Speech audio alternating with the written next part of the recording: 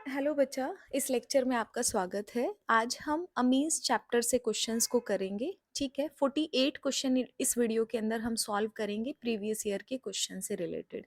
जो previous year के question है वो 2010 से लेके 2023 तक के रहेंगे और 24 का जो सैम्पल पेपर रिलीज हुआ है वो भी मैंने इसमें डाला है। ठीक है, अब देखो, इसको मैंने दो पार्ट में डिवाइड किया है। एक हमारे पास फर्स्ट पार्ट है टॉपिक 1, जिसके अंदर हम प्रिपरेशन पढ़ेंगे अमीन की। हमारे पास जितनी भी फिजिकल प्रॉपर्टीज़ हमारे पास रहेंगी अमीन्स की, उसके टॉपिक्स मैंने लिए हैं। और साथ में जो हमारा बेसिक करेक्टर से रिलेटेड क्वेश्चन आता है अमीन से, वो भी आपका फर्स्ट टॉपिक के अंदर आपको क्वेश्चंस देखने को मिलेंगे। सेकंड के अंदर हम प्रॉपर्टीज़ को पढ़ेंगे। अगर मैं टॉपिक मतलब क्वेश्चन और उसके सब पार्ट्स को, सारे क्वेश्चंस जितने सॉल्व करे हैं, अगर मैं टॉपिक 1 से बात करती हूँ तो इस वीडियो के अंदर हम टोटल 48 क्वेश्चंस को सॉल्व करने वाले हैं। ठीक है, तो बिना टाइम वेस्ट करे स्टार्ट करते हैं। देखो, फर्स्ट क्वेश्चन आपके पास क्या कहता है, amide can be converted into amines by the reaction named. Amide का मतलब क्या होता है बच्चा, आपके पास जिस पर CONH2 ग्रुप आपके पास लगा होता है, इसे हम क्या बोलते हैं, अमाइड बोलते हैं। अब इसने बोला है कि अमाइड को आपको किस में कन्वर्ट करना है, अमीन्स में कन्वर्ट करना है। अमीन्स का मतलब क्या होता है, RNH2 आपके पास। ठीक है, ये आपके पास क्या रहेगा, अमीन्स रहेगा। तो ये रिएक्शन कौन सी होती है, याद रखना, इस रिएक्शन को हम क्या बोलते हैं, Hofmann bromamide bromamide degradation reaction हम इसको बोलते हैं। डिग्रेडेशन रिएक्शन हम इसको बोलेंगे। ठीक है, ये रिएक्शन बहुत इंपॉर्टेंट है बच्चा।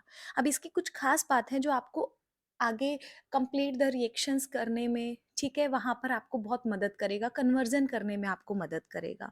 किस लिए मदद करेगा, ये पॉइंट ध्यान में रखना, बार बार हम इस बारे में बात करेंगे। देखो, यहाँ अगर आप थोड़ा सा ध्यान से देखोगे, आपके पास CONH2 है, किस में बदल रहा है, NH2 में बदल रहा है, R एज इट इज है। कहने का मतलब क्या है, एक कार्बन आपके पास यहाँ पर क्या हो रहा है, कम आपको देखने को मिल रहा है। तो अगर आपको कोई कन्वर्जन ऐसा दिखे जहां पर 3 कार्बन हो, 3 कार्बन से 2 कार्बन वाला आपको प्रोडक्ट चाहिएगा, और वो नाइट्रोजन अमीन से रिलेटेड आपके पास जो रिएक्शन है, कंप्लीट द रिएक्शन या कन्वर्जन है, वो आपको दिया होगा, तो आपको इसी रिएक्शन के बारे में सोचना है जो आपकी एक कार्बन को कम करने में मदद करती है। ठीक है, तो आपके पास डिग्रेडेशन रिएक्शन इसीलिए बोलते हैं हम इसे। ठीक है, यहाँ पर एक कार्बन क्या हो जाता है, आपके पास कम हो जाता है। ठीक है, तो ये पॉइंट आपको ध्यान में रखना है, आगे चल के हम दोबारा से इस पे बात करेंगे। तो देखो, रिएक्शन क्या कहती है, होफमैन ब्रोमामाइड रिएक्शन है। ब्रोमामाइड रिएक्शन है, अमाइड से आपको लेना है और क्या कराना है, ब्रोमिनेशन कराना होता है। हम क्या कराते हैं, ब्रोमिनेशन कराते हैं बेस की प्रेजेंस में। ठीक है, तो अमाइड किस में चेंज हो जाता है, अमीन में चेंज हो जाता है। और एज अ साइड प्रोडक्ट अगर हम बात करें तो क्या हो जाएगा, सोडियम कार्बोनेट आपका, सोडियम यहाँ पर ब्रोमाइड आपके पास हो जाएगा, और साथ में क्या हो जाएगा, पानी आपका एज अ साइड प्रोडक्ट आपके पास निकल जाएगा। क्लियर है। तो अगर मैं फर्स्ट के सही आंसर की बात करूंगी तो पहला ही आपके पास ऑप्शन है, होफमैन डिग्रेडेशन रिएक्शन। तो फर्स्ट का क्या हो जाएगा, ए आपका करेक्ट आंसर हो जाएगा। क्लियर है, आगे बात करें, इसको रब कर देती हूँ एक बार। देखो बच्चा, सेकंड क्वेश्चन आपको क्या कहता है, इसने पूछा है, among the following which has the highest pKb value. देखो, इसने बोला है पीके बी वैल्यू किसकी ज्यादा है। अब देखो, किसकी पीकेबी वैल्यू ज्यादा होगी, जिसकी क्या होगी, बेसिसिटी क्या हो जाएगी, आपके पास कम हो जाएगी ना। ठीक है, आपके पास अगर सॉरी, बेसिसिटी आपके पास, हाँ हाँ ठीक है, आपके पास पीकेबी वैल्यू, अगर मैंने, हम क्या कहते हैं कि बेसिसिटी और पीकेबी वैल्यू है इनवर्सली प्रोपोर्शनल होते हैं। जितनी ज्यादा बेसिसिटी होती है पीकेबी उतनी कम होती है, जितनी ज्यादा पीकेबी वैल्यू है बेसिसिटी उतनी कम हो जाएगी। ठीक है, जितनी पीकेबी वैल्यू कम है उतनी बेसिसिटी ज्यादा हो जाएगी, कहने का मतलब है रिवर्स आपके पास होते हैं। ठीक है, तो आप पहले बेसिसिटी आप देख सकते हो कि किसकी आपके पास क्या रहेगी, हाईएस्ट वैल्यू देखिए, तो आप बेसिसिटी सबसे कम देख लो कहाँ पर आपको देखने को मिलेगी। देखो बच्चा, बेसिसिटी को हमेशा कौन बढ़ाता है आपके पास, अगर हमारे पास, ध्यान में रखना है, ये पॉइंट बहुत इंपॉर्टेंट है। एसिडिक करेक्टर अगर आपके पास है, एसिडिक स्ट्रेंथ को बढ़ाने वाले कौन होते हैं, इलेक्ट्रॉन विड्रॉइंग ग्रुप होते हैं। और आपके पास बेसिसिटी को बढ़ाने वाले कौन होते हैं, इलेक्ट्रॉन डोनेटिंग ग्रुप। होते हैं। अब देखो अगर मैं पहले में बात करूँगी, अमीन है, हर जगह हाइड्रोजन लगा है। इधर देखो आपके पास अमीन, अमीन, अमीन है। यहाँ देखो CH2 ग्रुप है, क्या करेगा? Electron withdrawing, electron donating group की तरह काम करेगा। यहाँ पर भी मिथाइल है, इलेक्ट्रॉन डोनेटिंग ग्रुप की तरह काम करेगा। सिर्फ एक ही ऑप्शन है जहाँ पर इलेक्ट्रॉन विथड्रॉइंग की तरह नाइट्रो ग्रुप आपका काम कर रहा है। लेकिन नाइट्रो ग्रुप आपके पास क्या होता है? एसिडिक स्ट्रेंथ को बढ़ाता है, ना कि बेसिसिटी को बढ़ाता है। तो यहाँ पे ये क्या करेगा? बेसिसिटी को कम कर देगा। और अगर इसकी बेसिसिटी आपके पास क्या हो जाएगी? कम हो जाएगी, तो इसका मतलब क्या है? इसकी पीकेबी वैल्यू क्या हो जाएगी? ज़्यादा आपके पास हो जाएगी। तो अगर मैं सेकंड का सही आंसर की बात करूंगी, तो आपके पास क्या हो जाएगा? डी आपका करेक्ट आंसर हो जाएगा। क्लियर है? इसके बाद चलते हैं आगे। क्वेश्चन नंबर थर्ड देखो बच्चा क्या कहता है। The degradation of ethane nitrile with sodium and alcohol give. देखो बच्चा, इथेन नाइट्राइल है। इथेन नाइट्राइल, इथेन से आपको पता चल रहा है कि दो कार्बन लेने हैं। नाइट्राइल का मतलब है साइनाइड वाला ग्रुप आपको लेना है। CN को हम क्या बोलते हैं? नाइट्राइल ग्रुप बोलते हैं। तो इसका मतलब क्या हो जाएगा? CH3 C triple bond N, ये हमारे पास इथेन नाइट्राइल हो जाएगा। इसको ऐसे मत करना CH3 CH2 CN, nitrile Cl लगा दिया। देखो इथेन लिखा है, इसका मतलब टोटल मिला के दो कार्बन है, तो इसका जो सही स्ट्रक्चर है वो आपके पास यही होगा। ठीक है। अब इसने बोला है इसके अंदर आपने क्या डाल दिया? सोडियम डाल दिया, और बच्चा इसमें आपने क्या डाल दिया? अल्कोहल डाल दिया। देखो सोडियम के अंदर अगर सोडियम और अल्कोहल डालोगे, इसका काम क्या होता है? रिडक्शन करने का काम होता है। अगर आपने सोडियम अल्कोहल डाल दिया, तो ये क्या करेगा? इस ग्रुप को रिड्यूस कर देगा। रिड्यूस कैसे करेगा? आपके पास क्या हो जाएगा? CH3, यहाँ पे क्या आ जाएगा? CH2 NH2, आपके पास एडिशन ऑफ हाइड्रोजन ग्रुप है, बॉन्ड हट जाएगा आपके पास, हाइड्रोजनेशन हो जाएगा। ठीक है, तो क्या कर दिया? रिडक्शन इसने कर दिया। इसे क्या बोल सकते हैं? इसे बोल सकते हैं अमीनो इथेन, हम इसको बोल सकते हैं। ठीक है। अब देखो अमीनो इथेन है, वन अमीनो इथेन, इथेन कहाँ पर है? बी ऑप्शन के अंदर इथेन है, तो इसका मतलब सही आंसर क्या हो जाएगा? बी हो जाएगा। ठीक है, आगे चले, क्वेश्चन नंबर फोर्थ की तरफ चलते हैं। देखो बच्चा क्वेश्चन नंबर 4 क्या कहता है आपको? Arrange the following in the increasing order of their boiling point. आपको बताना है बॉइलिंग पॉइंट बढ़ते क्रम में आपको लिखना है। ठीक है। अब देखो आपके पास ए क्या है? ब्यूटा अमा ब्यू ब्यूटेन अमाइन है। अगला आपके पास NN die methyl ethane amine है। थर्ड आपके पास क्या है? N इथाइल इथेन अमाइन आपके पास है। तो देखो अगर मैं बॉइलिंग पॉइंट की बात करूंगी, बॉइलिंग पॉइंट आपके पास किसका ज्यादा होगा? देखो बॉइलिंग पॉइंट के लिए हम क्या कहते हैं? या तो आपके पास मॉलिक्यूलर मास ज्यादा हो, ठीक है, आपके पास एक छोटा मॉलिक्यूल हो, एक आपके पास ऐसे करके बड़ा हो। दूसरा हम किसकी बात करते हैं? हम ब्रांचिंग की बात करते हैं। ठीक है, जितना ज्यादा ब्रांचिंग आपके पास होती चली जाएगी, स्टेरिक हिंड्रेंस बढ़ता चला जाएगा, वीक बॉन्ड हो जाएंगे, मतलब उनका बॉइलिंग पॉइंट क्या हो जाएगा? कम हो जाएगा। या फिर तीसरा हम क्या बात करते हैं कि अगर मेरे पास सरफेस एरिया ज्यादा है, तो उसका बॉइलिंग पॉइंट भी क्या हो जाएगा? ज्यादा आपके पास हो जाएगा ना। एक आपने ऐसे करके सिंपल चेन ली है, दूसरा आपने ऐसे स्टेरिक फैक्टर के अंदर आपने ब्रांचिंग के उसमें कर दिया। ठीक है, यहाँ पे सरफेस एरिया ज्यादा है, यहाँ सरफेस एरिया कम है, तो आप क्या कहते हो? जितना ज्यादा सरफेस एरिया होता है, बॉइलिंग पॉइंट उतना ही ज्यादा होता है। ठीक है, तो देखो इसको देख के आप नॉर्मली भी बता सकते हो। देखो आपके पास ब्यूटेन अमाइन आपके पास है, तो ब्यूटेन अमाइन के अंदर 4 कार्बन एटम आपके पास ऐसे होंगे, अमाइन आपके पास ग्रुप लगा हुआ होगा, एक सीधी चेन आपके पास है। N di methyl ethane amine का मतलब क्या है? ऐसे ब्रांचिंग टाइप का आपको कुछ देखने को मिलेगा, और जहां ब्रांचिंग होगी, स्टेरिक फैक्टर होगा, बॉइलिंग पॉइंट क्या हो जाएगा? आपके पास कम हो जाएगा। यहाँ एन डाई मिथाइल है, यहाँ एन इथाइल इथेन अमाइन है, तो यहाँ पर भी स्टेरिक फैक्टर है, लेकिन किसका है? बी से थोड़ा सा कम है, तो इसका मतलब बी का तो सबसे कम होगा। ठीक है, उसके बाद सी का रहेगा, और ब्यूटेन अमाइन सरफेस एरिया सबसे ज्यादा है, तो इसका मतलब ए का क्या रहेगा? सबसे ज्यादा रहेगा, तो ए सी बी आपका ऑर्डर हो जाएगा। ठीक है, ए सी बी देखो भाई कहाँ पर है? ए आपके पास यहाँ है, ए बी सी है, ए सी बी मतलब डी, डी आपके पास क्या हो जाएगा बच्चा? करेक्ट आंसर हो जाएगा। समझ आया? ये 2-3 फैक्टर हैं, अगर आप स्ट्रक्चर ना भी बनाओगे, आपको नाम से पता चल रहा है, बहुत इजी क्वेश्चन आपको दिया हुआ है। ठीक है ना? आगे चले, क्वेश्चन नंबर 5 की तरफ चलते हैं। देखो बच्चा, फिफ्थ क्वेश्चन क्या कहता है? The propane amide on reaction with bromine in aqueous NaOH gives. मैंने बताया था ये रिएक्शन बार बार आएगी। देखो प्रोपेन अमाइड है बच्चा, ठीक है, प्रोपेन अमाइड का मतलब क्या है? CH3 CH2 प्रोप का मतलब 3 कार्बन एटम है। क्या अमाइड मतलब CONH2, ये प्रोपेनमाइड है। इसने बोला रिएक्शन कराया ब्रोमीन के साथ NaOH के साथ। हम ये किसको क्या बोलेंगे? पहली रिएक्शन हमने पढ़ी थी होफमैन ब्रोमामाइड डिग्रेडेशन रिएक्शन आपके पास। ठीक है, क्या करता है CO2 NH2 को किस में बदल देता है? आपके पास NH2 ग्रुप के अंदर आपके पास बदल कर दे देता है आपको। तो इसका मतलब बनेगा क्या? ये क्या है? इथेन अमाइन आपके पास है। तो देखो इथेन अमाइन कहाँ पर है? बी में है, तो इसका मतलब फिफ्थ का क्या हो जाएगा? बी आपका करेक्ट आंसर हो जाएगा। ये रिएक्शन बहुत ज्यादा इंपॉर्टेंट है बच्चा। अगर आप अमीन्स का चैप्टर कर रहे हो, ये रिएक्शन तो आपको आनी ही आनी चाहिए। ये रिएक्शन है, कार्बाइल अमीन रिएक्शन है, कुछ रिएक्शंस ऐसी हैं जो बार बार आपसे कन्वर्जन में भी पूछता है, कंप्लीट द रिएक्शन में भी पूछता है, बाय नेम भी आपसे पूछता है। ठीक है ना? अब देखो सिक्स क्वेश्चन के अंदर देखो आपके पास क्या है? CH3CONH2 है। देखो यहाँ एक CH3 दिया है, इसी क्वेश्चन के अंदर करेक्शन कर लेते हैं। ठीक है, इसने बोला इसके अंदर आपने ब्रोमीन और NaOH आपने डाला अल्कोहलिक मीडियम के अंदर, ये आपको क्या देगा वो आपको यहाँ पे बताना है। ठीक है बच्चा, आपके पास अलग अलग यहाँ पे दिया हुआ है। अब देखो यहाँ पे क्या देता है, ये हमेशा आपके पास क्या देता है? प्राइमरी अमीन देता है। क्या करेगा? एक कार्बन को कम कर देगा, दो कार्बन है, क्या बन जाएगा? CH3NH2 आपके पास बन जाएगा। अभी हमने देखा था CH3NH2 एक कार्बन को कम कर दिया, तो इसका मतलब सिक्स का क्या हो जाएगा? सी आपका करेक्ट आंसर हो जाएगा। ठीक है ना? इस बात को ध्यान में रखना, होफमैन ब्रोमामाइड का काम क्या होता है? एक कार्बन को कम करना होता है। अमाइड से क्या बनता है? अमीन बनता है। अब देखो बच्चा अगला असर्शन रीजन के क्वेश्चन है। ठीक है, आपके पास क्या कहता है? Tertiary amines are the more basic than the corresponding primary and secondary amine in the gaseous state.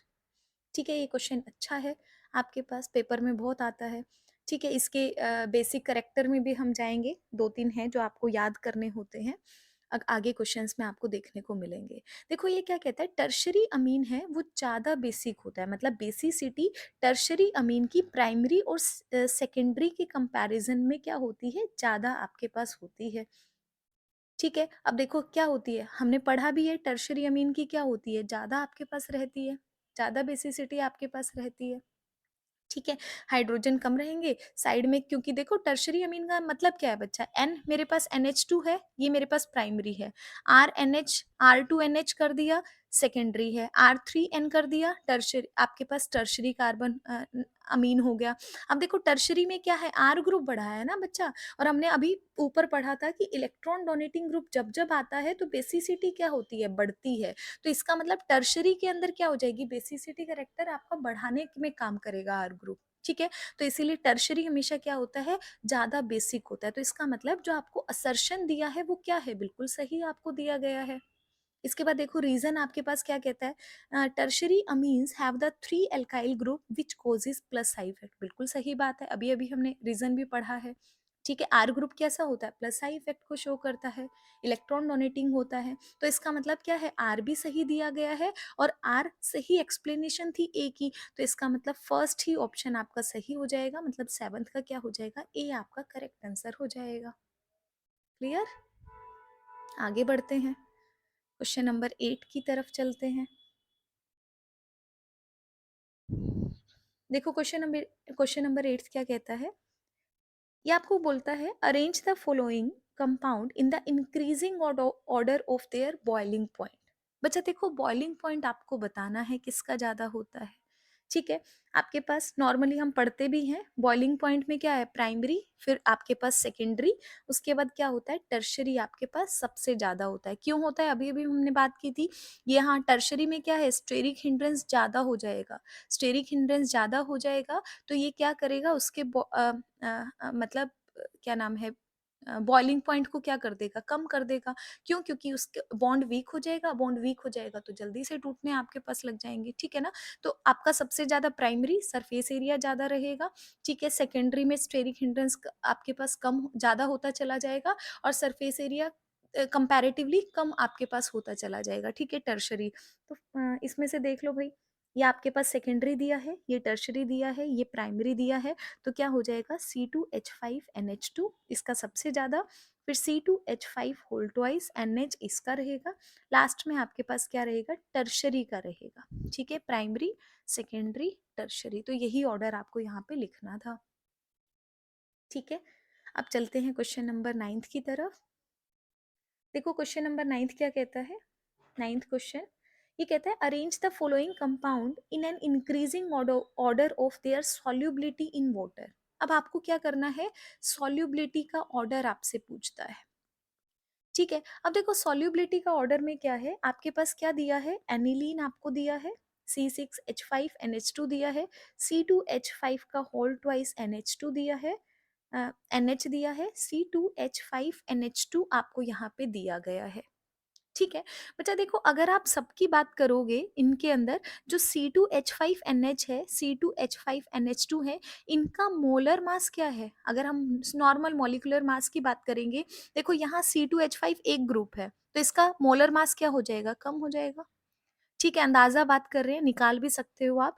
C2H5 इसका होल ट्वाइस है, एक हाइड्रोजन कम हो गया लेकिन बड़ा ग्रुप बढ़ गया, तो इसका मतलब इसका मॉलिक्यूलर मास क्या रहेगा, कंपैरेटिवली ज्यादा रहेगा। अब देखो C2H5 नहीं है, C6H5 है, तो इसका मोलर मास आपके पास क्या रहेगा, बहुत ज्यादा आपके पास रहेगा।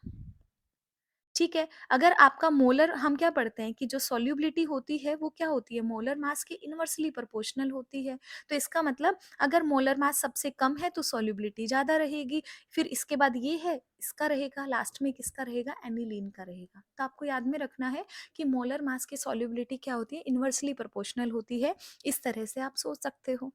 अगर आपको ऐसे समझ में नहीं आ रहा है तो आप इसका कैलकुलेट भी कर लो। आपके पास कार्बन है 12, 12 दूनी 24 आपके पास रहेगा, हाइड्रोजन 7 है, आपके पास नाइट्रोजन का 7, 7 7 14, 14 15 16 17 18, आपके पास 38 AMU आपके पास यहाँ आ जाएगा। सॉल्व कर लेना, गड़बड़ ना हुई हो। 6 6, अच्छा नहीं नहीं, 12 12 दूनी 24, हाँ, नाइट्रोजन का 14, गलत कर दिया भाई। 12 दूनी 24, 7 नाइट्रोजन का 14, कितना होगा, 4 4 8, 8 तिया 24, एक कम, 3 2 2 4 और एक आपके पास 4, 43 आपके पास टोटल हो जाएगा, मतलब 43 यूनिट आपके पास AMU हो जाएगा आपके पास। ठीक है, इधर देखोगे कितना बन जाएगा, 12 12 24, 24 दूनी 48, कितना हो जाएगा, 73 हो जाएगा। C6H5 में 12 छः 72, ये 90, आई थिंक 93 आपके पास हो जाएगा। ठीक है, तो आप निकाल भी सकते हो अगर आपको वैसे समझ में नहीं आ रहा है तो। आगे चलते हैं आपके पास क्वेश्चन नंबर 10 की तरफ। देखो बच्चा, क्वेश्चन नंबर 10 क्या कहता है, क्वेश्चन नंबर 10 आपके पास, ठीक है, इसने बोला है arrange the following in the order of their basic strength in aqueous medium. अब यहाँ पे भी क्या बताना है, बेसिक स्ट्रेंथ आपको बतानी है। ठीक है, किस किस की दी है, CH3NH2 आपके पास है, ठीक है, CH3N, ये CH3 आपके पास, CH3 क्या है, टर्शरी है, इधर आपके पास क्या है, NH, ये CH3, ये CH3 आपके पास है। ठीक है, अब आपको बेसिसिटी ऑर्डर देना है। देखो हम क्या, हमने अभी भी पढ़ा था, सबसे पहली बात तो टर्शरी अमीन आपके पास क्या होता है, कम बेसिक रहता है। कम बेसिक क्यों रहेगा आपके पास टर्शरी अमीन, क्योंकि यहाँ पर क्या रहेगा, स्टेरिक हिंड्रेंस आपको देखने को मिलेगा। ठीक है, और बाकी बेसिसिटी हम नॉर्मली क्या कहते हैं कि आर ग्रुप आपने बढ़ाया तो बेसिसिटी आपके पास क्या होती है, बढ़ती चली जाती है। ठीक है, अगर आपके पास बढ़ती चली जाएगी तो हमारे पास क्या हो जाएगा, सबसे ज्यादा रहेगा इसका आपके पास। ठीक है, फिर आपके पास किसका रहेगा, ये फर्स्ट रहेगा, फिर सेकंड रहेगा, और लास्ट में आपके पास क्या रहेगा, इसका रहेगा। देखो बेसिसिटी ऑर्डर के अंदर आप ये मत सोचना कि हम मिथाइल के लिए अलग, बेसिसिटी ऑर्डर के अंदर हमेशा मैं आपको बोलती हूँ मिथाइल का केस अलग होता है, इथाइल का केस आपके पास अलग होता है। दोनों केस आपके पास अलग हैं, दोनों में बेसिसिटी ऑर्डर बच्चा अलग-अलग होता है। तो इसीलिए ये बहुत इम्पोर्टेंट है। जब हम मिथाइल का केस लेते हैं, तो हम क्या देखते हैं, आपके पास यहाँ पे जो मिथाइल का, क्योंकि छोटा-छोटा एलिमेंट है, नाइट्रोजन इतना छोटा है, यहाँ पे बड़े-बड़े एलिमेंट है, स्टेरिक हिंड्रेंस बढ़ेगा, स्टेरिक हिंड्रेंस की वजह से बेसिसिटी टर्शियरी की कम होती है। आर ग्रुप तो है, लेकिन स्टेरिक हिंड्रेंस बहुत ज़्यादा यहाँ पर है। तो टर्शरी की सबसे कम है, बाकी सब आपको आर ग्रुप के अकॉर्डिंग करना है। क्लियर है ना? इसमें गड़बड़ नहीं होनी चाहिए। ये वाले ऑर्डर हैं, इसमें आपको ये बहुत अच्छे से प्रैक्टिस करनी है बच्चा, और इसमें हमेशा आपको क्या देता है, या तो मिथाइल का केस देता है या फिर आपको इथाइल का केस देता है। आगे चले, क्वेश्चन नंबर 11 देखो। हॉफमैन ब्रोमामाइड डिग्रेडेशन रिएक्शन आपको बतानी है, हम लोग पढ़ चुके हैं। ठीक है, क्वेश्चन नंबर 12 की तरफ चलते हैं। Propane amine N N di methyl methane amine contain the same number of carbon atom even though propamine has a higher boiling point than the NN dimethyl methane amine Y। इसने बोला है दोनों का structure आपके पास क्या है, same आपके पास है। देखो प्रोपेन अमाइन है, प्रोपेन अमाइन बना ले पहले, CH3 CH2 CH2 NH2, ये क्या है आपके पास, प्रोपेन अमाइन आपके पास है। ठीक है ना बच्चा? अब देखो N N di methyl methane amine, methane amine आपके पास मतलब CH3, नाइट्रोजन लगा लगेगा, डाई मिथाइल मतलब इसी पे ही ये मिथाइल लगा है, इसी पर भी आपके पास मिथाइल लगा है। तो एक आपके पास फर्स्ट आपके पास स्ट्रक्चर है, एक आपके पास सेकंड है। देखो दोनों का आपके पास इसने क्या बोला है, नंबर ऑफ कार्बन एटम क्या है, सबके अंदर सेम आपके पास है। ठीक है, फिर भी आपके पास प्रोपेन अमाइन का बॉइलिंग पॉइंट आपके पास क्या होता है, ज्यादा होता है। ठीक है, तो आप यहाँ पे कैसे बता सकते हो, देखो अगर आप यहाँ पर बात करोगे बच्चा, अगर मैं सेकंड के अंदर बात करती हूँ, एन एन डाई मिथाइल के अंदर बात करती हूँ, तो देखो यहाँ पर आपके पास क्या है, कोई भी हाइड्रोजन नहीं है नाइट्रोजन के साथ। ठीक है, क्या है, कोई भी हाइड्रोजन आपके पास नहीं है। अगर हाइड्रोजन नहीं होगी तो यहाँ पर हाइड्रोजन बॉन्डिंग भी आपको देखने को नहीं मिलेगी। जबकि अगर मैं अमीन की बात करती हूँ, अमीन में क्या है, हाइड्रोजन आपके पास है, ये प्राइमरी अमीन आपके पास है, प्राइमरी अमीन है, तो ये क्या करता है, इंटरमॉलिक्यूलर हाइड्रोजन बॉन्डिंग को फॉर्म करता है। तो आप यहाँ पे इसीलिए बोलोगे कि अगर हाइड्रोजन बॉन्डिंग को फॉर्म करेगा तो बॉन्ड कैसा रहेगा, स्ट्रॉन्ग रहेगा, तो इसका क्या रहेगा, बॉइलिंग पॉइंट आपके पास ज्यादा रहेगा। यहाँ पर कोई भी हाइड्रोजन बॉन्डिंग आपको देखने को नहीं मिलेगी, तो इसका मतलब क्या है कि यहाँ पर बॉइलिंग पॉइंट आपके पास क्या हो जाएगा, कम आपके पास हो जाएगा। क्यों? क्योंकि हम क्या बात करते हैं, सेम उसकी बात करते हैं। ठीक है, अगर आपके पास ये ना देकर, ठीक है बच्चा, अगर यहाँ प्राइमरी और सेकेंडरी में आपसे पूछता ना, तो आप वहां पर किस पे जा सकते थे, सरफेस एरिया पे भी जा सकते थे। ठीक है, लेकिन यहाँ प्राइमरी और टर्शरी पे बात कर रहा है, तो सबसे अच्छा एग्जाम्पल आप क्या बताओगे, हाइड्रोजन बॉन्डिंग से रिलेट करके बताओगे। क्लियर है?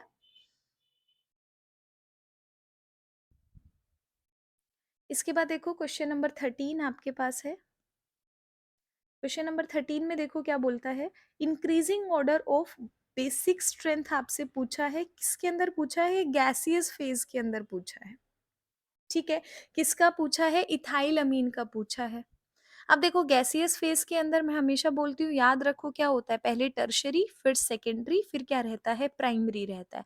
एक्वस मीडियम के अंदर अलग है बेसिक स्ट्रेंथ, आपके पास क्या नाम है, गैसेस फेज के अंदर अलग ऑर्डर होता है। Overall order basis basic strength का मिथाइल के केस में बच्चा अलग होता है, इथाइल के केस में थोड़ा सा अलग आपको देखने को मिलता है। तो ये दो चार ऑर्डर है, वो आपको याद होने चाहिए। ठीक है, तो बेसिक स्ट्रेंथ इथाइल के केस में हमेशा क्या होता है, गैसेस फेज के अंदर टर्शरी, सेकेंडरी, प्राइमरी आपके पास, मतलब C2H5 थ्री थ्राइस, नाइट्रोजन इसका सबसे ज्यादा रहेगा, C2H5 ट्वाइस NH इसका रहेगा, फिर C2H5 NH2 है, इसका आपको देखने को मिलेगा। हो जाएगा? ठीक है, आप सम अप करके एक जगह भी लिख सकते हो। अब देखो क्वेश्चन नंबर 14 पे चलते हैं। क्वेश्चन नंबर 14 पे बात करेंगे। 14 क्या कहता है, आयुपेक नेम बोलता है बच्चा, CH3 का ट्वाइस है, नाइट्रोजन है, CH2 CH3 आपके पास है। तो देखो बच्चा क्या हो जाएगा, नाइट्रोजन पे क्या है, दो मिथाइल ग्रुप है, तो मैं क्या बोलूंगी, NN डाई मिथाइल। ठीक है, यहाँ देखो दो कार्बन एटम है, तो इसे क्या बोलूंगी, इथेन अमीन हम इसे बोलेंगे। इसके बाद देखो अगला CH3 CH2 का होल ट्वाइस नाइट्रोजन CH3 आपके पास है।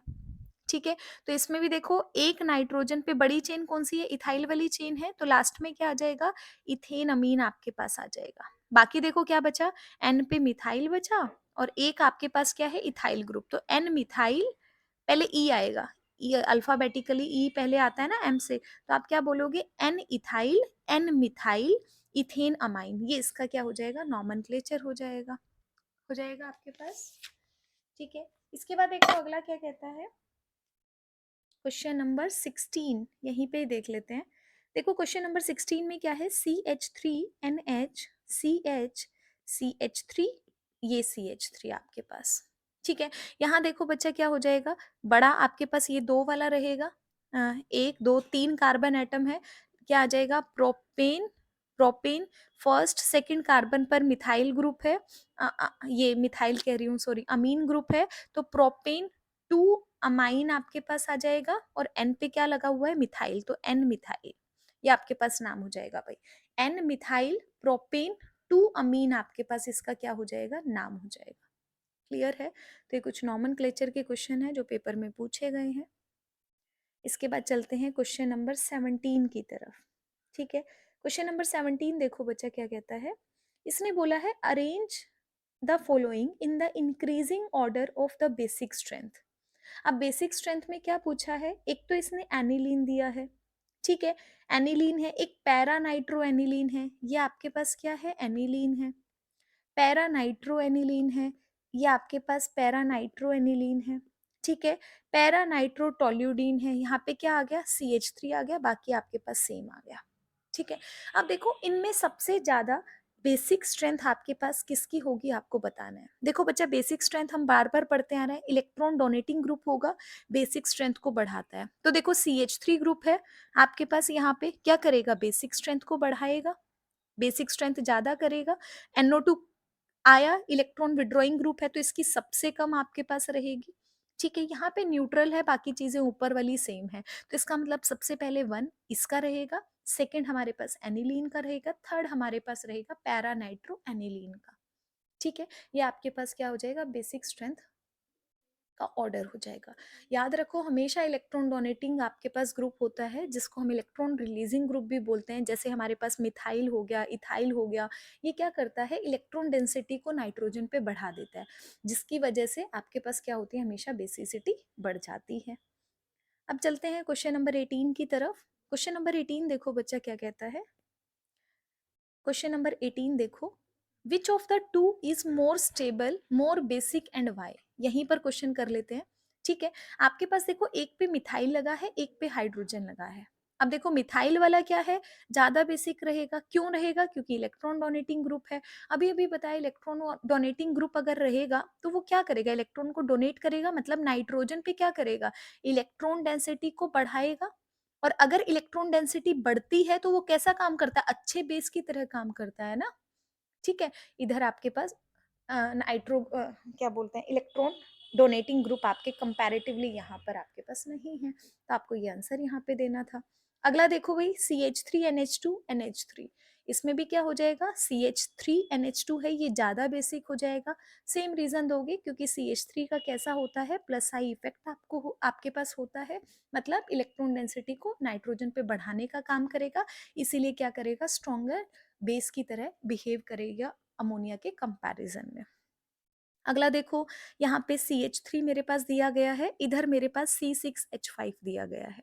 ठीक है, अब देखो अगर दोनों में से अगर मैं कंपैरिजन करूंगी तो आपके पास क्या हो जाएगा, मिथाइल अमीन है, ये ज्यादा बेसिक हो जाएगा, फिर से क्या हो जाएगा, प्लस आई इफेक्ट हो जाएगा।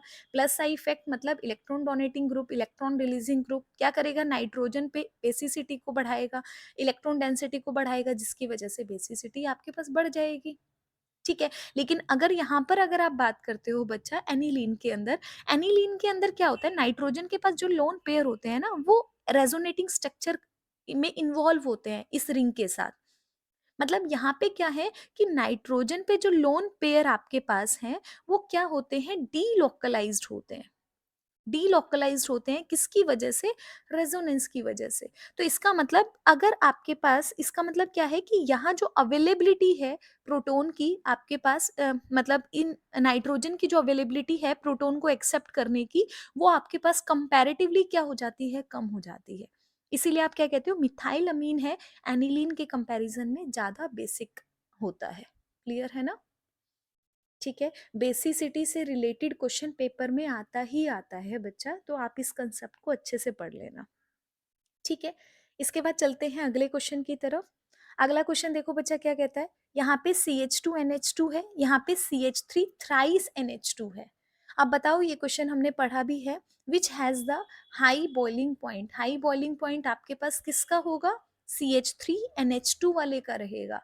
क्यों रहेगा, बताओ मुझे। क्योंकि ये क्या बनाता है, हाइड्रोजन बॉन्डिंग बनाता है। ये इसके पास, नाइट्रोजन के पास हाइड्रोजन नहीं है, तो यहाँ पर हाइड्रोजन बॉन्डिंग नहीं होगी। और जहां हाइड्रोजन बॉन्डिंग होती है, स्ट्रॉन्ग बॉन्डिंग आपके पास रहेगी, इसीलिए बॉइलिंग पॉइंट क्या हो जाएगा, उसका ज्यादा आपके पास हो जाएगा। ठीक है ना? आप ऐसे भी बोल सकते हो, methyl amine has the hydrogen bond bonded to the nitrogen atom, therefore it is capable of forming hydrogen bonding, intermolecular hydrogen bonding कहो with the water molecules, whereas the tertiary amine has no hydrogen atom bonded to the nitrogen atom, therefore it cannot be participate in the intermolecular hydrogen bonding, या ये कहो there is no hydrogen bonding, hence it has the low boiling point। ठीक है, primary amine का ज्यादा, tertiary का क्या रहेगा, कम रहेगा।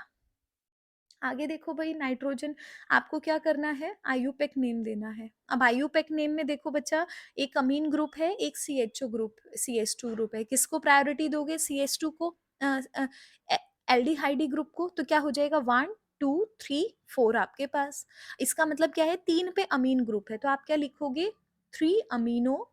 अब 4 कार्बन एटम है, तो आगे आएगा ब्यूटेन, और 1 पे क्या है, एल्डिहाइडी ग्रुप है, तो ब्यूटेन 1 अल आपके पास आएगा। ठीक है, तो आप इसको क्या बोल सकते हो, 3 अमीनो ब्यूटेन 1 अल बोल सकते हो।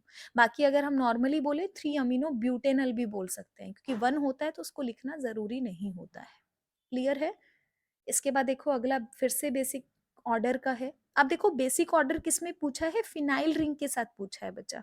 देखो यहाँ देखो, मेरे पास क्या है, C6H5NH2 है। ठीक है, यहाँ C6H5NHCH3 है, इधर C6H5CH2NH2 है। ठीक है, यहाँ पर देखो बेंजाइल अमीन आपके पास है, CH2 है, मतलब ये पूरा किसकी तरह काम कर रहा है, इलेक्ट्रॉन डोनेटिंग की तरह काम कर रहा है। बात समझ रहे हो? एक बार इसको बना लेती हूँ। देखो ये मेरे पास एक दिया है, एक मेरे पास क्या दिया है, C6H5NHCH3 दिया है, एक मेरे पास क्या दिया है बच्चा, CH2NH2 दिया है। अब देखो बच्चा, अगर थोड़ा सा ध्यान से देखोगे, इधर मेरे पास क्या है, डीलोकलाइजेशन है, इस वाली में अवेलेबिलिटी नाइट्रोजन पर क्या रहेगी, कम आपके पास रहेगी। यहाँ देखो, यहाँ पे इलेक्ट्रॉन डोनेटिंग ग्रुप है, एक साइड में लगा हुआ है, एक साइड में फिनाइल रिंग है। यहाँ देखो आपके पास, यहाँ पे यही इलेक्ट्रॉन डोनेटिंग ग्रुप है, तो इसका मतलब ये पूरा किसकी तरह काम कर रहा है, इलेक्ट्रॉन डोनेटिंग ग्रुप की तरह काम कर रहा है। अवेलेबिलिटी कम नहीं हो रही है नाइट्रोजन पे लोन पेयर की, तो सबसे ज्यादा क्या रहेगा, फर्स्ट का रहेगा। सेकंड पे क्या है, इलेक्ट्रॉन डोनेटिंग ग्रुप आपका, आपको दिखाई दे रहा है अलग से, तो सेकंड हम आपके पास ये वाला रहेगा। थर्ड पे क्या रहेगा, एनिलीन रहेगा। तो आपका 1 2 3 ये आपका बेसिक करेक्टर, यहाँ पर बेसिक स्ट्रेंथ का ऑर्डर आपको देखने को मिलेगा। क्लियर है? आगे चले, ठीक है, आगे चलते हैं भाई। अगला क्वेश्चन देखो आपके पास क्या है। अगला क्वेश्चन फिर से आपके पास बेसिक स्ट्रेंथ का है, क्वेश्चन नंबर 24 देखो। अब इसमें देखो आपके पास क्या दिया है, थोड़ा सा चेंज दिया है बच्चा। ये आपके पास NH2 है, इधर आपके पास क्या है, NHCH3 है। देखो A और B में तो कंफर्म है कि B वाले का ज्यादा रहेगा, अभी अभी पढ़ा है। अगला देखो क्या दिया है, C6H5 नाइट्रोजन, यहाँ पे क्या है, 2 मिथाइल ग्रुप है। तो बच्चा आप बता सकते हो, 2 मिथाइल ग्रुप है तो मतलब 2 इलेक्ट्रॉन डोनेटिंग ग्रुप, मतलब 2 प्लस आई इफेक्ट ज्यादा हो जाएगा। यहाँ पे सिर्फ एक प्लस आई इफेक्ट आपके पास है, तो सबसे ज्यादा C का, फिर B का, फिर आपके पास किसका रहेगा, A का रहेगा। क्लियर है ना? इसके बाद चलते हैं क्वेश्चन नंबर 25 की तरफ। देखो 25th क्वेश्चन क्या कहता है, why does ammonia act as a Lewis base. देखो लिवाइस पे इसने बोला है अमोनिया जो होता है वो आपके पास लिवाइस बेस की तरह काम करता है। अब देखो बेस की तरह क्यों काम करता है, क्योंकि नाइट्रोजन पे क्या है, लोन पेयर की अवेलेबिलिटी है, और अगर इसके पास लोन पेयर रहेंगे तो लिवाइस बेस की तरह काम करेगा। तो आप बोलोगे ammonia act as a Lewis base due to the presence of lone pair of electrons on the nitrogen atom of the ammonia molecule। ठीक है, तो यही आपको रीजन यहाँ पे देना था। अगला देखो भाई, दो तीन स्ट्रक्चर आपसे पूछे हैं। क्वेश्चन नंबर 26 देखो, इसने क्या बोला है, prop two en one amine.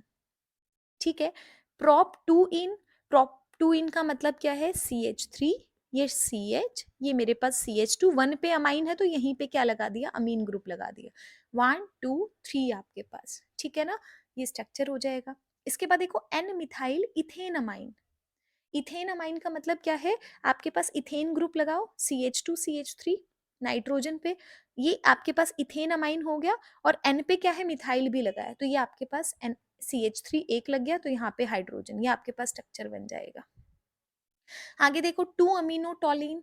अब देखो बच्चा टॉलिन क्या होता है, आपके पास CH3, ये आपका टॉलिन है। अब इसने क्या किया, 2 पे अमीनो ग्रुप 1 2, सेकेंड कार्बन पर क्या लगा दिया, NH2 लगा दिया, तो ये क्या हो जाएगा, 2 अमीनो टॉलिन हो जाएगा। ठीक है, ये स्ट्रक्चर थे आपके पास क्वेश्चन नंबर 26 27 और 28। अब चलते हैं क्वेश्चन नंबर 29 की तरफ। ये क्या बोलता है, arrange the following compounds in a decreasing order of the basic strength in their aqueous solution. देखो 29 के अंदर क्या बोलता है, बेसिक स्ट्रेंथ पूछता है एक्वस मीडियम के अंदर।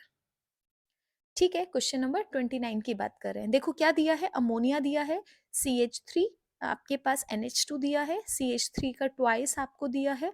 ठीक है, इसके बाद आपके पास क्या है, टर्शरी अमीन आपको बेसिकली दिया है। तो बच्चा बेसिक स्ट्रेंथ, जब हम एक्वस मीडियम में बेसिक स्ट्रेंथ की बात करते हैं, और किसके लिए बात करते हैं, मिथाइल के केस में बात करते हैं, तो याद करो ऑर्डर क्या होता है, नहीं भी है याद, अगर नहीं है तो भी ध्यान में रखो, सबसे ज्यादा क्या होता है, सेकेंडरी, फिर आपके पास प्राइमरी, फिर आपके पास टर्शरी, और लास्ट में आपके पास क्या होता है, अमोनिया। ये आपके पास ऑर्डर होता है।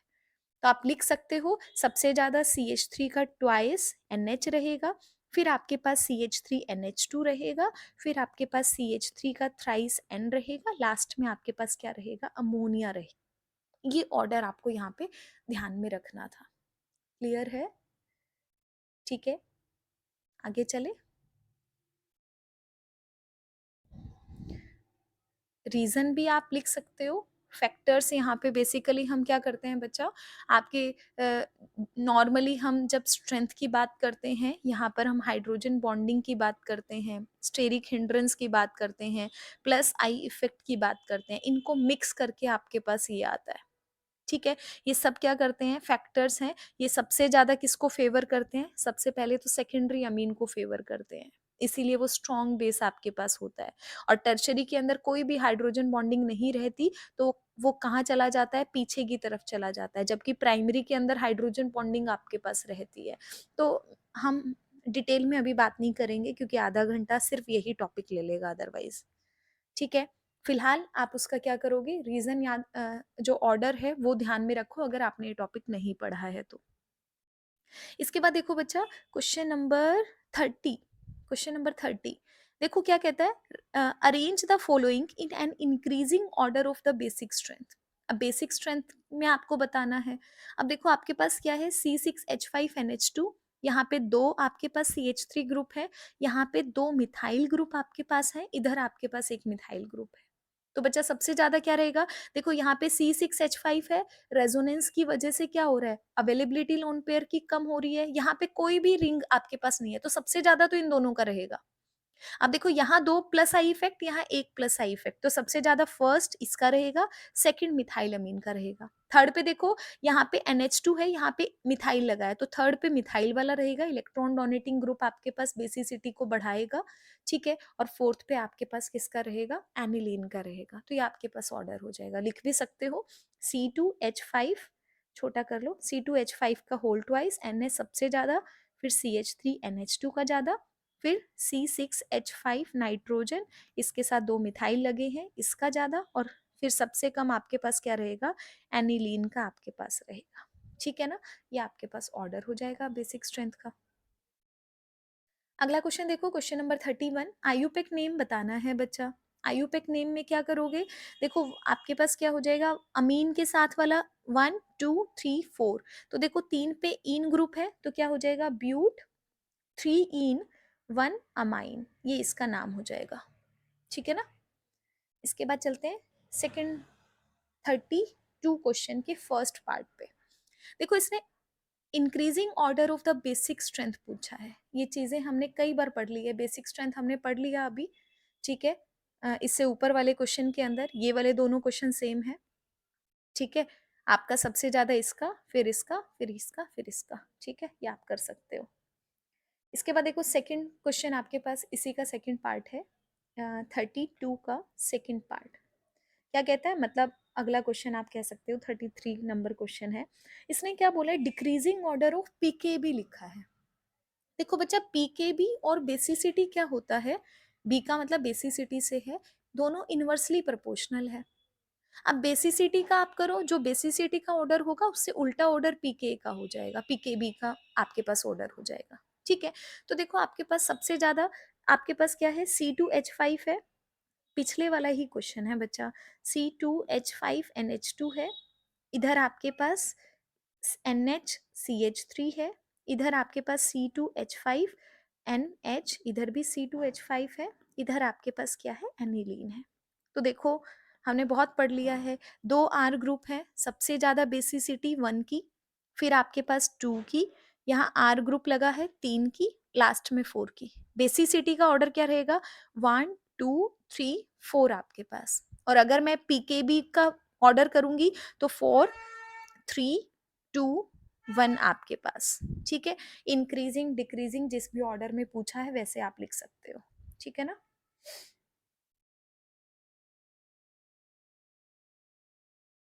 आगे देखो भाई, क्वेश्चन नंबर 33 रीजनिंग क्वेश्चन आपके पास आया है। क्वेश्चन नंबर 33, देखो क्या कहता है, aniline is a weak base than the cyclohexylamine.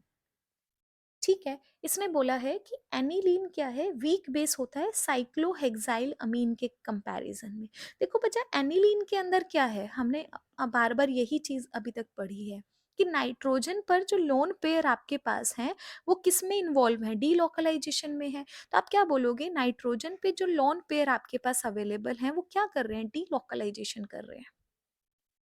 ठीक है, और अगर डीलोकलाइजेशन कर रहे हैं तो इसका मतलब ये जो इलेक्ट्रॉन है वो डोनेशन के लिए अवेलेबल नहीं है ना, नॉट अवेलेबल फॉर डोनेशन।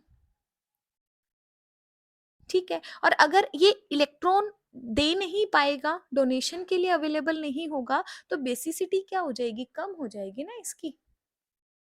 या ये कहो कि प्रोटॉन को एक्सेप्ट नहीं कर पाएगा इतना इजीली। ठीक है ना, तो आप क्या बोलोगे, एनिलीन के अंदर क्या होता है, in aniline the lone pair present on the nitrogen atom that is involved in the delocalization. Therefore, electrons are not available for the donation. But there is no such delocalization in cyclohexylamine. अगर मैंने ऐसे कर दिया आपके पास, ठीक है, इसके अंदर क्या है, यहाँ पे डीलोकलाइजेशन नहीं है, डीलोकलाइजेशन नहीं है तो इसका मतलब अवेलेबिलिटी लोन पेयर की एज इट इज आपके पास है, तो ये फटाफट से प्रोटॉन एक्सेप्ट करेगा, या फिर ये कहो कि अपने इलेक्ट्रॉन्स को डोनेट कर देगा, एक ही बात है। ठीक है, इसलिए आप क्या बोलोगे कि एनिलीन क्या होता है, वीक बेस होता है इन कंपैरिजन ऑफ साइक्लोहेक्साइल अमीन के कंपैरिजन में। क्लियर है ना बच्चा, इसके बाद देखो इसी का अगला क्वेश्चन आपके पास, अगला क्वेश्चन बोलता है, it is difficult to prepare primary amine by the ammonolysis of the alkyl halide. ये क्वेश्चन भी बहुत बार आता है बच्चा, दोनों क्वेश्चन बहुत रिपीट होते हैं ये। ठीक है, इसने बोला है, it is difficult to prepare primary amine by ammonolysis of alkyl halide, कि अगर हम एल्काइल हैलाइड का अमोनोलिसिस करते हैं तो प्राइमरी अमीन आपको इजीली नहीं मिलता है। क्लियर है, अब देखो बच्चा होता क्या है, जब भी मुझे न्यूक्लियोफिलिक सब्स्टिट्यूशन रिएक्शन करानी होती है ना, ठीक है, ये बेसिकली जैसे हमने क्या बोला है, आपके पास अमोनोलिसिस है, मतलब आरएक्स मेरे पास है, आपने इसके अंदर अमोनोलिसिस किया तो आपके पास आरएनएच2 है, ये इजीली नहीं बनता। इसका कहने का मतलब ये है, समझ आई बात? अब होता क्या है कि अगर हम इस रिएक्शन के अंदर बात करें तो देखो NH2 क्या है, एक न्यूक्लियोफाइल की तरह बिहेव कर रहा है, तो ये क्या करे, एक्स को हटा के खुद आ रहा है। तो ये रिएक्शन कैसी है, न्यूक्लियोफिलिक सब्स्टिट्यूशन रिएक्शन ही हुई ना। अब न्यूक्लियोफिलिक सब्स्टिट्यूशन है, मतलब यहाँ पे अमोनिया कैसे बिहेव कर रहा है, न्यूक्लियोफाइल की तरह बिहेव कर रहा है और प्राइमरी अमीन बना रहा है। अब ये जो प्राइमरी अमीन आपके पास बच्चा बना है, अब ये कैसे करेगा, ये न्यूक्लियोफाइल की तरह काम करता है, क्योंकि इसके पास भी क्या है, लोन पेयर आपके पास है। तो अब ये न्यूक्लियोफाइल की तरह काम करता है, ये फिर से क्या करेगा, आपके पास एल्काइल हैलाइड के साथ काम करके क्या दे देगा, आपके पास R2NH बना देगा। फिर से क्या है, लोन पेयर अवेलेबल है, फिर से ये लोन पेयर क्या करेंगे, दोबारा से आपके पास आरएक्स के साथ करेंगे, क्या बना देंगे, टर्शरी अमीन आपके पास बना देंगे। और फिर से लोन पेयर अवेलेबल है, ये फिर से आरएक्स के साथ कंबाइन करेंगे, क्या बना देंगे, आपके पास अमोनियम सॉल्ट बना देंगे क्वार्टरनरी। तो ये रिएक्शन तब तक होती है जब तक नाइट्रोजन पर इलेक्ट्रॉन्स की अवेलेबिलिटी है, लोन पेयर्स की अवेलेबिलिटी आपके पास है। इसीलिए हम बोलते हैं कि इस रिएक्शन के अंदर जब हम अमोनोलिसिस कराते हैं तो यहाँ पर प्राइमरी अमीन आपको इजीली नहीं मिलता है, क्योंकि वो दोबारा से रिएक्ट कर लेता है। समझ आया ना?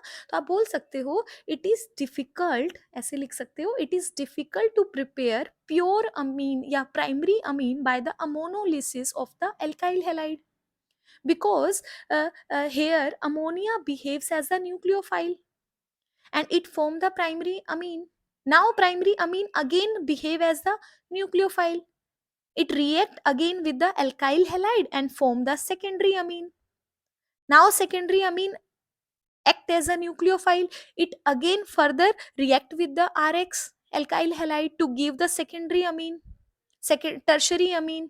अब टर्शरी अमीन फिर से क्या करेगा, फर्दर रिएक्शन करेगा, क्या देगा, क्वार्टरनरी अमोनियम सोल्ट देगा। तो ये रीजन आपको यहाँ पे लिखना था, हो जाएगा।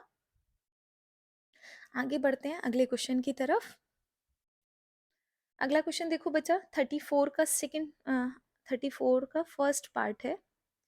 34 का फर्स्ट पार्ट देखो क्या बोलता है, गैब्रियल थैलेमाइड रिएक्शन आपको बोलता है। देखो थैलेमाइड रिएक्शन है गैब्रियल, तो किससे शुरू होगी, थैलेमाइड से शुरू होगी। आप थैलेमाइड को लिखो, कैसे बनाते हो, इधर CO, इधर मेरे पास CO, और दोनों को कनेक्ट करना होता है NH से, इसको क्या बोलते हैं, थैलेमाइड। इसको लिखना सीख लेना बच्चा, ठीक है। अब थैलेमाइड रिएक्शन के अंदर क्या होता है, अल्कोहलिक बेस आप यूज करते हो, बेस मान लिया आपने KOH ले लिया, ठीक है ना। अब क्या होगा, KOH अगर आपने लिया है तो यहाँ पे H हटेगा, K लगेगा पॉजिटिव, पॉजिटिव वाला पॉइंट अगर हटाओगे तो पॉजिटिव वाला उसकी जगह पे आएगा। तो क्या बनेगा बच्चा आपके पास, ये CO एज इट इज, इसको CO एज इट इज आपके पास, नाइट्रोजन है यहाँ K, मतलब N नेगेटिव K पॉजिटिव। उसके बाद रिएक्शन क्या होती है, RX के साथ रिएक्शन होती है, हमने क्या मान लिया, BR मान लिया, उसके साथ आपको हीट कराना होता है। तो क्या हो जाएगा, अब देखो आपके पास ये बेंजीन COOH हो जाएगा, COOH मतलब क्या हो जाएगा, थैलिक एसिड आपके पास निकल जाएगा, ये थैलिक एसिड निकल जाएगा आपके पास, ठीक है। बनेगा क्या आपके पास, अब K की जगह क्या आ जाएगा, R ग्रुप आ जाता है ना यहाँ पे, ठीक है। आप इसको दो स्टेप में भी कर सकते हो कि पहले आपके पास क्या बना, CO, इधर क्या बनेगा, NR बनेगा। उसके बाद जब आप इसको हीट करोगे, हाइड्रोलिसिस करोगे, उसके बाद क्या होगा, ये वाला पार्ट हट जाएगा, थैलिक एसिड बना लिया इसने, और NR से क्या बन जाएगा, RNH2 ग्रुप आपके पास, मतलब क्या बनेगा, प्राइमरी अमीन आपको देखने को मिलेगा, ठीक है। ये क्या होती है आपके पास, थैलेमाइड रिएक्शन होती है। हमेशा थैलेमाइड के अंदर क्या होता है, प्राइमरी अमीन आपके पास बनता है, ठीक है ना। याद रखना है इस रिएक्शन को भाई। अगला क्वेश्चन देखो भाई क्या कहता है, होफमैन ब्रोमामाइड रिएक्शन बचा, ये हमने बहुत पढ़ लिया है होफमैन ब्रोमामाइड रिएक्शन को, ठीक है। इसके बाद चलते हैं 3 नंबर के क्वेश्चंस की तरफ, क्वेश्चन नंबर 35, ठीक है। अब देखो क्वेश्चन नंबर 35 में क्या कहता है, arrange the following in the increasing order of the property specified aniline ethanamine 3 ethyl ethanamine. क्या पूछा है, सॉल्युबिलिटी इन वाटर पूछा है, ठीक है। सॉल्युबिलिटी इन वाटर आपसे पूछा है तो कर सकते हैं, क्या हो जाएगा बताओ, हमने बहुत पढ़ लिया है इस चीज को। पहला क्या है, इथेनामाइन सॉल्युबिलिटी, ठीक है, किसके होती है? मोलर मास के इनवर्सली प्रोपोर्शनल होती है, हमने पढ़ा था, ठीक है। और दूसरा हम मोलर मास के, अब मोलर मास देखो सबसे कम है तो सॉल्युबिलिटी सबसे ज्यादा। इधर देखो 3 इथाइल अमीन है, फिर उसके बाद इसका रहेगा, सबसे ज्यादा किसका रहेगा आपके पास? एनिलीन का आपके पास थर्ड नंबर पे एनिलीन का रहेगा। याद है ना, एक क्वेश्चन भी किया था, सॉल्युबिलिटी इनवर्सली प्रोपोर्शनल है मोलर मास के। कंफ्यूज नहीं होना है, इथाइल अमीन के अंदर देखो सीधी सी बात है, 2 कार्बन वाला अमीन आपके पास है, 3 इथाइल अमीन, इथेन अमाइन, तो इथेन अमाइन तो है लेकिन आपने क्या जोड़ दिया, एक इथाइल जोड़ दिया, तो मोलर मास बढ़ गया ना। और यहाँ पे एनिलीन के अंदर क्या होता है, C6H5NH2 आपके पास होता है, तो इसका मोलर मास तो सबसे ज्यादा है, तो सॉल्युबिलिटी क्या हो जाएगी, सबसे कम हो जाएगी। ठीक है, तो देखने से ही आंसर आ रहा था, इसीलिए नहीं लिखा है। इसके बाद देखो अगला क्या कहता है, आपके पास बॉइलिंग पॉइंट आपसे पूछता है इथेनोइक एसिड, इथाइल अमीन और इथेनॉल आपसे पूछता है। ठीक है, क्या आंसर होगा भाई बताओ। ये क्वेश्चन पहले भी हमने पढ़ा है। सबसे ज्यादा किसका होता है, एसिड का होता है। ठीक है, क्यों? क्योंकि एसिड के अंदर क्या होता है, एसिड्स का बॉइलिंग पॉइंट हमेशा हाई होता है। क्यों? क्योंकि यहाँ पे एक्सटेंसिव हाइड्रोजन बॉन्डिंग आपको वाटर के साथ देखने को मिलती है, तो सबसे ज्यादा किसका रहेगा, एसिड का रहेगा। ठीक है, एसिड के बाद मुझे बताओ किसका होता है, इथेनॉल का रहेगा, क्योंकि यहाँ पर बॉन्डिंग देखने को मिलेगी हाइड्रोजन के साथ। ठीक है, उसके बाद इथेनॉल आपके पास होता है, अल्कोहल, और लास्ट में आपके पास क्या होता है, अमीन आपके पास होता है। ठीक है, हाइड्रोजन बॉन्डिंग के हिसाब से ये रहता है आपके पास। ये क्वेश्चन बहुत आता है, एसिड का सबसे ज्यादा क्यों होता है, क्योंकि आप बताते हो वहां पे क्या है, extensive hydrogen intermolecular hydrogen bonding होती है। इसके बाद देखो भाई, बेसिक स्ट्रेंथ आपसे पूछी है, बेसिक स्ट्रेंथ आपसे पूछी है, क्या हो रहा है ये आपसे बेसिक स्ट्रेंथ का क्वेश्चन है, ये हम पढ़ चुके हैं बच्चा। मिथाइल अमीन है, एन एन डाई मिथाइल है, एन मिथाइल मिथेन अमीन है। बताओ क्या होगा, सबसे ज्यादा एन मिथाइल मिथेन अमीन होगा। क्यों होगा? आपने क्या पढ़ा है, बेसिक स्ट्रेंथ, एक्वस के अंदर secondary, then primary, then tertiary, और लास्ट में क्या है, अमोनिया। यही ऑर्डर आपको यहाँ लिखना था, लिखकर बता देती हूँ। देखो मिथेन अमाइन आपके पास है, ठीक है, मीथेन अमाइन का मतलब CH2NH2 है। उसके बाद N N di methyl methane amine है, मतलब नाइट्रोजन के साथ मिथाइल, मिथाइल, ये वाला मिथाइल आपके पास है। उसके बाद एन मिथाइल मिथेन अमाइन है, ये इसके साथ CH3 है, NH आपके पास है, ये CH3 है। तो सेकेंडरी है, प्राइमरी है, टर्शरी है, तो आप ऑर्डर यहाँ पे फटाफट से बता सकते हो। ठीक है ना, याद रखना, एक्वस मीडियम के अंदर मिथाइल के केस में secondary, then primary, then tertiary आपके पास होता है।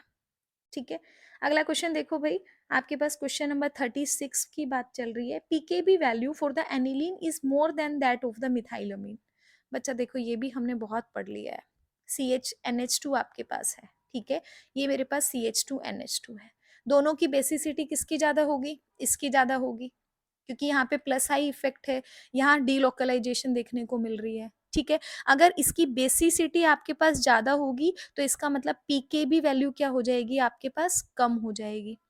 ठीक है ना, यही आपसे पूछा था कि पीकेबी वैल्यू किसकी ज्यादा किसकी है, एनिलीन की ज्यादा है, तो आपको यही रीजन यहाँ पे देना था। आप बोलोगे in aniline the lone pair of the electrons on the nitrogen atom are delocalized over the benzene ring. As a result, electron density on the nitrogen atom decreases, क्योंकि आपने delocalization किया है। Therefore, electrons are not available for the donation. तो यही reason आपको बच्चा देना था। ठीक है, इसके बाद देखो भाई सेकंड पार्ट के अंदर क्या बोलता है, इथाइल अमीन है, वो क्या है, सॉल्यूबल है वाटर के अंदर, जबकि एनिलीन वाटर के अंदर सॉल्यूबल नहीं है। ठीक है, अब देखो इथाइल अमीन के अंदर बच्चा क्या होता है, इथाइल अमीन आपके पास है C2H5NH2 आपके पास है, क्या है, प्राइमरी अमीन बच्चा आपके पास है। ठीक है, क्या करेगा, इंटरमोलिकुलर हाइड्रोजन बॉन्डिंग ये बनाता है वाटर के साथ। ठीक है ना, जबकि अगर आपने एनिलीन की बात की है, एनिलीन के अंदर बड़ा ग्रुप है, अराइल ग्रुप है, और अराइल ग्रुप है तो क्या हो जाएगा, स्टेरिक हिंड्रेंस फैक्टर यहाँ पे इंट्रोड्यूस आपके पास हो जाएगा। तो आप बोलोगे aniline is not soluble in water while ethane amine is soluble. क्यों? क्योंकि ethane amine forms a intermolecular hydrogen bonding with the water, while in the aniline the big group, that is the aryl group, it possesses the steric hindrance. ठीक है, और साथ में क्या है, इसका मोलर मास भी तो बड़ा है ना, आप इससे भी आंसर दे सकते हो सॉल्युबिलिटी का। And it does not result in the formation of the hydrogen bonding, तो यही आंसर बचा, आपको करना था। इसके बाद देखो, primary amine has the higher boiling point than the tertiary amine. क्यों? क्योंकि इसके अंदर हाइड्रोजन बॉन्डिंग होती है, यहाँ हाइड्रोजन बॉन्डिंग आपको देखने को नहीं मिलती, ये क्वेश्चन हम कर चुके हैं, ठीक है ना। इसके बाद चलते हैं 37 क्वेश्चन की तरफ बच्चा। 37 क्वेश्चन के अंदर देखो क्या बोला है आपके पास। पहला क्वेश्चन है, N ethyl benzyl sulfonyl amide is soluble in alkali.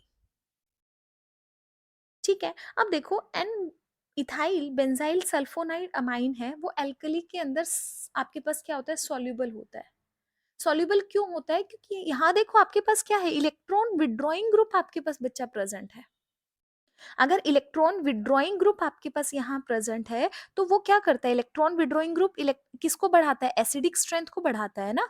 और इलेक्ट्रॉन डोनेटिंग ग्रुप क्या होता है, बेसिक स्ट्रेंथ को आपके पास बढ़ाता है। तो यहाँ अगर मेरे पास क्या नाम है, इलेक्ट्रॉन विड्रॉइंग ग्रुप अगर आपका ये प्रेजेंट है, तो ये क्या करेगा, इसका मतलब एसिडिटी यहाँ पर ज्यादा हो जाएगी, एसिडिक स्ट्रेंथ आपके पास ज्यादा हो जाएगी।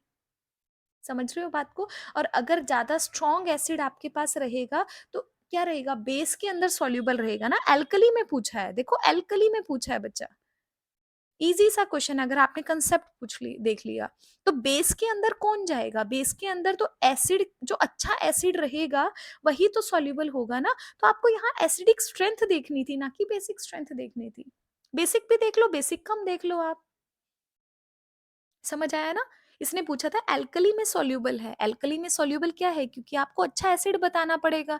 अच्छा एसिड कब होता है, जब इलेक्ट्रॉन विड्रॉइंग ग्रुप, और ये देखो सल्फोनाइल अमाइड आपके पास है, मतलब क्या है, ये इलेक्ट्रॉन विड्रॉइंग ग्रुप की तरह काम करता है, और इसी की वजह से एसिडिटी बढ़ती है। तो आप बोल सकते हो, आप ऐसे बोल सकते हो कि due to the presence of the strong electron withdrawing group, the N ethyl benzene sulfo sulfonide amine is behave as a strongly acidic in nature, therefore it is soluble in the base या alkali।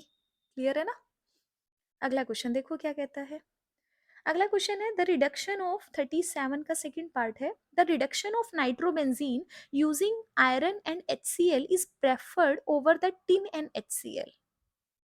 इसने बोला है कि मुझे reduction कराना है, किसका कराना है, नाइट्रोबेंजीन का कराना है। अब जब मैं रिडक्शन कराता हूं, तो मैंने आयरन के साथ HCl लिया, मैं इसको प्रेफर करूंगा, ना कि मैं टिन के साथ HCl को प्रेफर करूंगा। ऐसा क्यों है, वही आपको यहाँ पे बताना है। ठीक है, देखो होता क्या है, जब आप रिडक्शन, अगर आपने ये देखो, अगर आपने Fe प्लस HCl लिया, FeHCl का मतलब है कि आप क्या ले रहे हो, फेरस क्लोराइड की बात कर रहे हो। यहाँ पर अगर FeHCl लिया है, तो FeCl2 आपके पास बनेगा रिएक्शन के अंदर, और ये क्या हो जाएगा, यहाँ पे जाके क्या हो जाएगा, हाइड्रोलाइज हो जाएगा ना, और क्या कर देगा, HCl को बाहर निकाल देगा।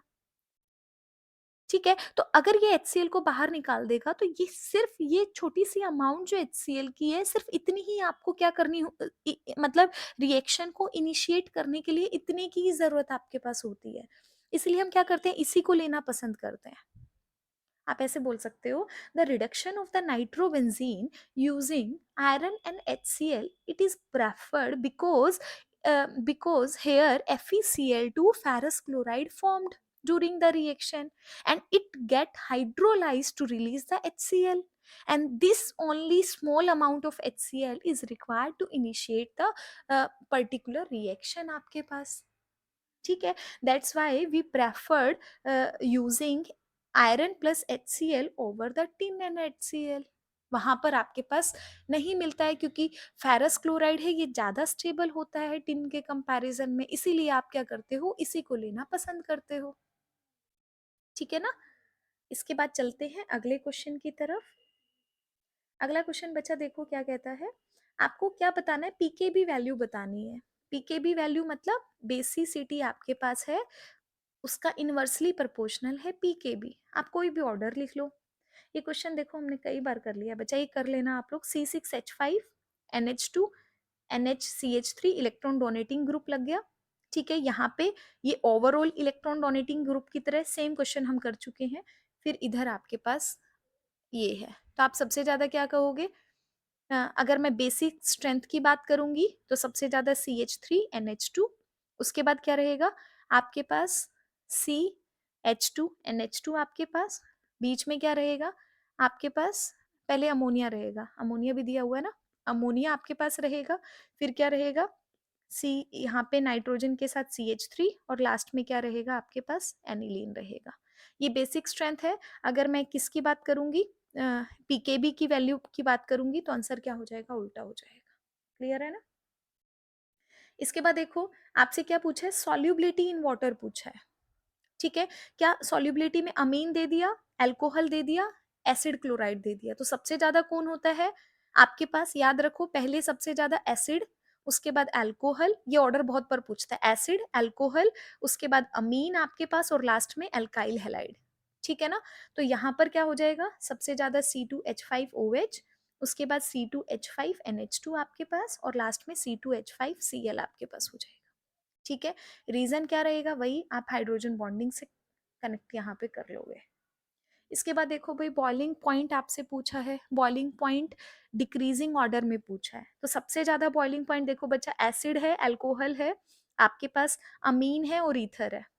तो देखो सबसे ज्यादा किसका? एसिड का, CH3 का। उसके बाद किसका होता है? अल्कोहल का।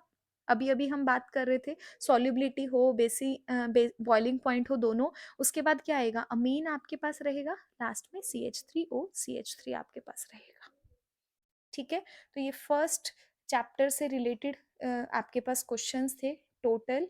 ठीक है, इसके बाद हम केमिकल प्रॉपर्टीज की बात करेंगे कि केमिकल प्रॉपर्टीज के हिसाब से, या फिर ये जो आपके पास डाइजोनियम सोल्ट की जो हमारे पास रिएक्शंस हैं, उनसे रिलेटेड सारे के सारे क्वेश्चन हैं, वो अगले लेक्चर के अंदर हम बात करेंगे। क्लियर है ना? इसके साथ एक चीज सम अप कर देती हूँ बच्चा, हमने बेसिक स्ट्रेंथ को किया है ना, अगर किसी को कंफ्यूजन होगा तो यहाँ पे एक चीज सम अप कर रही हूँ, उसको ध्यान में रख लेना अगर आपने चैप्टर को नहीं पढ़ा हुआ है तो। देखो, जब बेसिक स्ट्रेंथ के अंदर हम किसकी बात कर रहे हैं? बेसिसिटी की बात कर रहे हैं। किसके केस में बात करेंगे? मिथाइल अमीन के केस में बात करेंगे। और किस में बात करेंगे? एक्वस सॉल्यूशन में बात करेंगे। एक्वस सॉल्यूशन में अगर मिथाइल अमीन की बात करेंगे, ऑर्डर क्या रहेगा? सेकेंडरी, प्राइमरी, देन टर्शरी, और लास्ट में क्या रहेगा? अमोनिया रहेगा।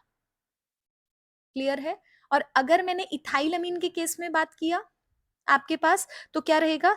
ये आपके पास इथाइल अमीन का केस है, नीचे वाला।